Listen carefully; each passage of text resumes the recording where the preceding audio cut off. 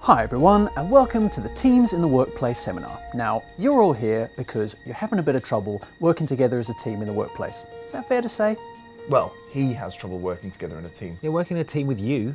Oh yeah, well I've got a team you might like to meet. They're called Steve Jackson and Ian Livingston. Those are the coolest names you could think of for your fists. They're cool names, alright? Guys. It's clear that we've got our work cut out for us today. Luckily, our 4-step plan is very straightforward. We'll be taking a look at what we can learn from some famously successful teams. The crew of the Normandy will share their teamwork secrets with us. We'll then take a break with a well-deserved Wed Wonder, and we'll wrap things up with some questions. Now we're going to kick things off with a little trust exercise. You're going to fall into your teammates' arms who will catch you. Ready? Go! Ah! Sorry, I saw this weird crow. What are you doing down there? Commander Shepard may get all the plaudits for his or her galaxy-saving ways, but he or she would be nothing without his or her hastily recruited team of genetic misfits, musical-loving professors, and of course Sinead O'Connor. Vital for victory in many a pitched battle against the Reapers, not to mention a great means of releasing some pent-up tension. No, not you, Grunt. Team Shepard rarely gets the kudos it deserves.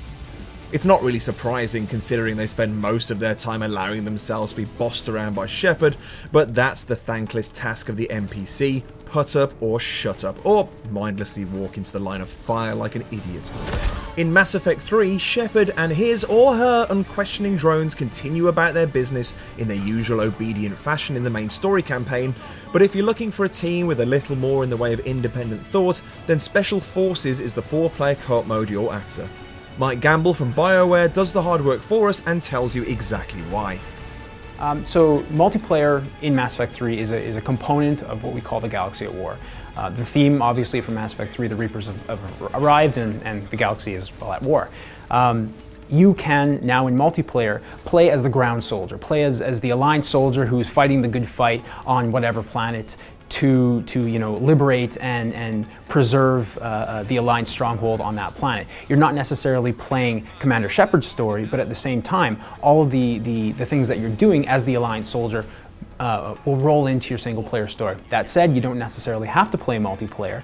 It's a really cool option if you want to get online with your friends and play, but you can still stick to the single player experience and get everything out of the game, so it's not required. This war ends today. Our game works really well with Connect because it now has the ability to read your voice, and you can command your squad members around the battlefield and command them to use powers. It's a fairly natural extension, I think, of the game, and we're using Connect to make it awesome. I mean, I think that Mass Effect 3 is the best game that we've ever done. It is the pinnacle point of the series, and I think that everyone will be proud and extremely pleased with the work that we've all done.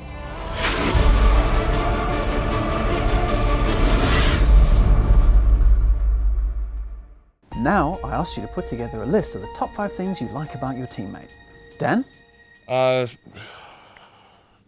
like his top, and I like 4 of his other tops. Okay. Not great. Andy? Yeah, instead of doing that, I've done this, the top 5 teams in video games.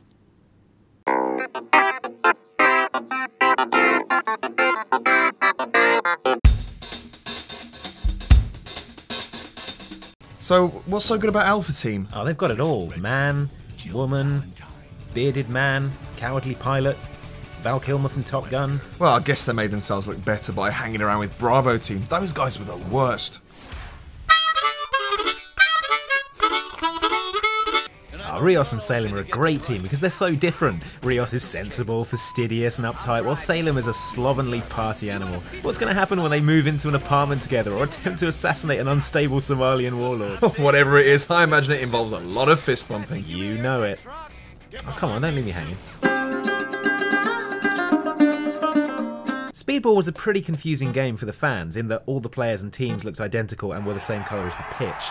I think fans just had to take it on faith that the match was happening and just shout as loud as they could. I guess when picking a team, all you had to go on was the names. I like the Raw Messiahs. No! Brutal Deluxe is the best. Hi guys. An important part of effective teamwork is anger management, learning to control your emotions. I'm Asura. You might recognise me from Azura's Wrath. Yeah? But Asura, aren't you a famously angry character? Isn't it slightly odd that you're leading an anger management seminar? No. Okay, I'm going to throw some scenarios at you, and you're going to tell me how you deal with them. First up, Dan. You're waiting in line at a cash machine when somebody pushes in front of you. What do you do? Okay, well, I tap them on the shoulder and then I politely explain to them that there's a queue they should be getting to the back of. What? No! In this situation, you should grow 4 additional arms and punch them 1,000 times. Here, let me show you.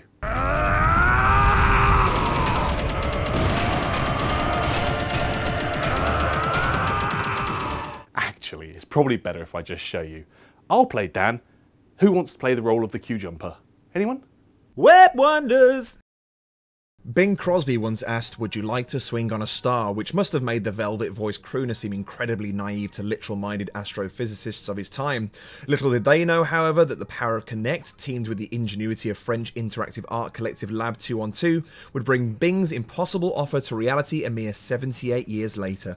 While BioWare's take on journeying into the heavens is crammed full of spaceships, evil aliens and horny commanders, Lab 212 strips space down to its bare essentials, namely inky blackness and lots of twinkling stars.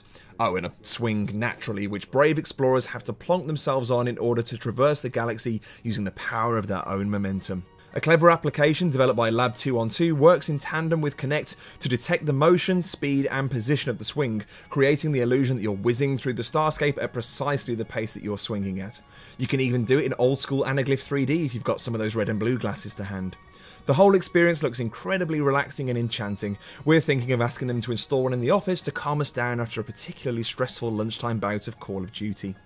Thanks to Lab 212 for allowing us to share their ingenious installation with our viewers. If you'd like to see more of their work, head to lab212.org. Right, Andy, this one's for you. You're in a nice restaurant, but the waiter's brought you the wrong order. What do you do? I'd call the waiter back, explain I'd been given the wrong order and ask to have it changed. You could do that if you wanted to be a doormat all your life. Here's what I'd do. I'd allow my fury to consume me and then unleash it as a giant energy wave, destroying everything in its path. Here's when I raged earlier.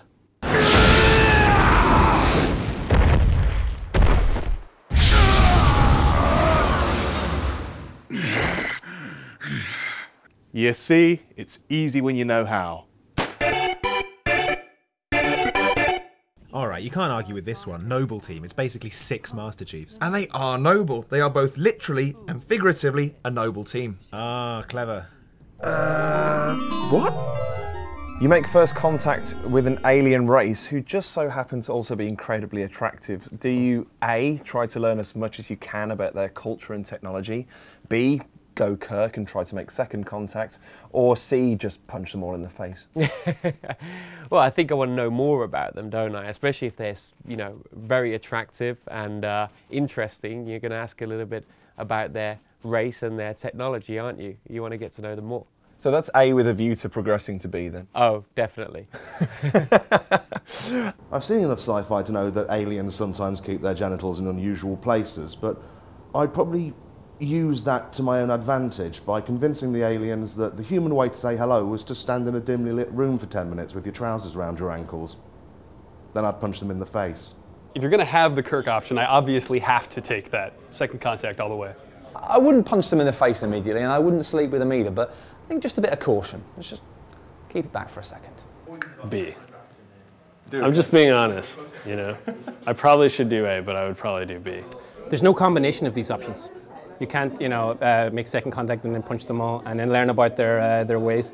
I'll be Kirk, come on. Yeah, it's classic. You have to go and make second contact. That's what I'm going to do. My wife's going to kill me, by the way.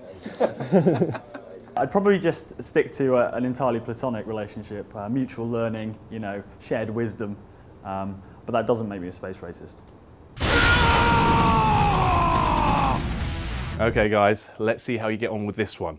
You're in a cinema when the person next to you starts talking loudly on their mobile phone. What do you do? Ask them to stop. Have you guys been paying any attention at all? You make me angrier than the other gods and they killed my wife. What you need to do is punch him so hard that he leaves orbit and dies in space. Watch!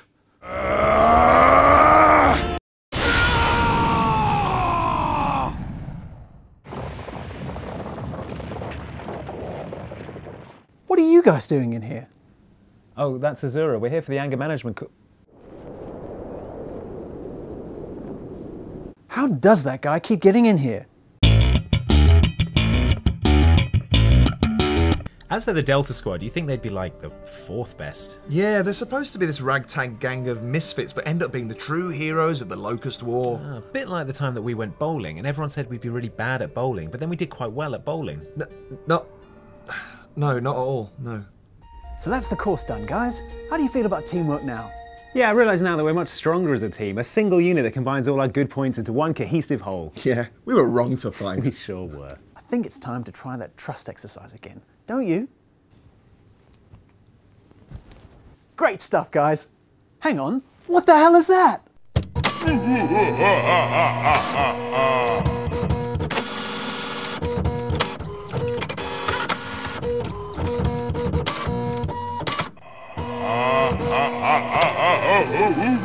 Oh God, it's coming right for us.